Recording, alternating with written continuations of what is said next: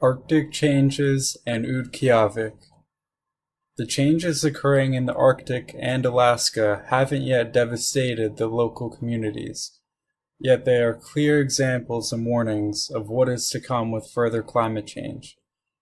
Utquiagvik, Alaska, part of the North Slope region, is the furthest city north in Alaska on the side of the Arctic Ocean, and the area is a great example of the point-blank effects of global warming and climate change. Alaska has experienced strong surface temperature warming over the past 30 years, and the Utquiagvik area in particular is warming faster than anywhere else.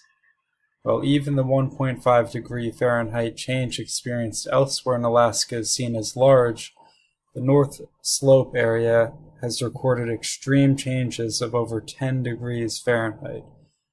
This change causes melting, and when the regional sea ice begins to melt, warmer water is released, which leads to warmer air temperatures. Unfortunately, sea ice also serves as protection for the coastline in Utquiagvik, so as the ice melts, the coast and community become increasingly vulnerable. Already, the loss of protection has resulted in roughly $10 million in losses and damages to the local infrastructure, which is no small thing in a vulnerable town of 4,000. Considering the causes, any current or future solutions will be limited to addressing the effects of the changes and not directly solving the force which causes the changes. At the current rate of global warming, the forecast for many of the issues affected by the Arctic is not very promising. Many processes of climate change affect the Arctic, and it's also apparent that the Arctic affects many processes of climate change.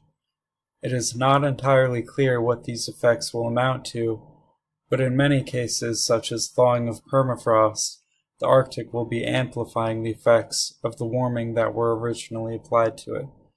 In the case of Utquiagvik and many other similar coastal communities, the people will likely adapt and find solutions to the problems as they arise, even if they cannot prevent the greater causes of global warming. Although unlikely, it seems that the best solution for Utquiagvik and the rest of the world is to greatly lower emissions as a whole.